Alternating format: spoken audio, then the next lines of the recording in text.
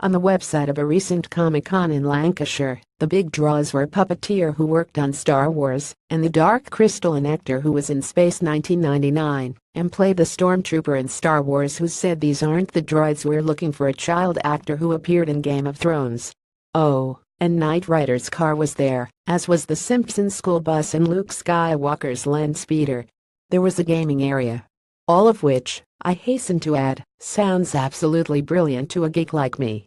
And yet, this was a Comic-Con, right? What became of the comics? I find myself annoyed by the ever-growing number of Comic-Cons that don't seem to be about comics at all.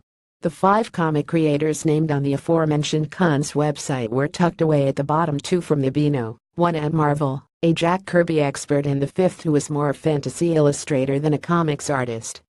Again, all great, but isn't it a bit disingenuous to continue to call these events Comic-Cons? We can probably blame San Diego for all this. The godfather of Comic-Cons began life in 1970 and was then entirely devoted to comics, thus earning its name. Actually, it was called the Golden State Comic Minicon back then. But over the years it has morphed into a glossy medial event where we get first looks at huge movies and TV companies announce new series. It's very possible now to spend a day at San Diego Comic-Con without getting so much as a sniff of an actual comic. The myriad events around the world that use Comic-Con as a term for loads of cool geeky stuff and autographs at a tenner a time from some guy who once made some coffee for the cast of The Tomorrow People are really just taking their lead from San Diego. And why wouldn't they? It works for them. It works for the people who go there and get to sit in an old Ford Cortina pimped to look like Zebra 3 from Starsky and Hutch.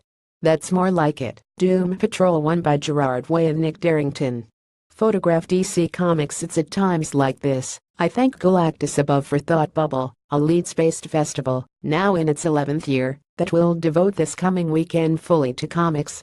Yes, you'll see the odd Ghostbuster or Terminator cosplayer, but Thought Bubble, along with the Lakes International Comic Art Festival, which takes over Kendall next month, is one of the few events that not only focuses on, but joyously celebrates the form.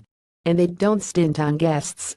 Heading in from the US this year is Gerard Way, former frontman of alternative rock band My Chemical Romance, and current curator of DC Comics' Young Animal imprint, who now writes Doom Patrol. He's backed up by a veritable who's who of international comic talent: Brian K. Vaughan, Sarah Pichelli, Jody Houser, Hannah Berry, Becky Cloonan, Paul Cornell, Andy Diggle, Duncan Fegredo. Suffice to say, if you're into comics of any kind, there'll be someone you'd like at Thought Bubble this year. Thought Bubble is the brainchild of Lisa Wood, an artist of some renown under the pen name Tula Alate, who decided a decade ago to create the kind of event she'd like to attend, one focused on artists, writers and readers. I always think it's really bizarre that you have all these events around the country called Comic-Cons when they really don't have much to do with comics, says Wood. People do enjoy them, and that's great. But I want to see writers and artists. I want to see the creators that help the medium flourish. We've always wanted to celebrate comics in their purest form. This year, the biggest test for Latte's pure and simple ethos will be Way, with his hinterland in music.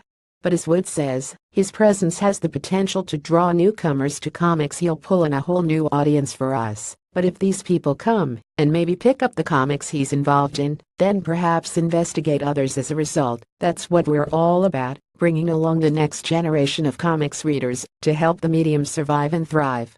All without a 10 Quidego Batmobile in sight.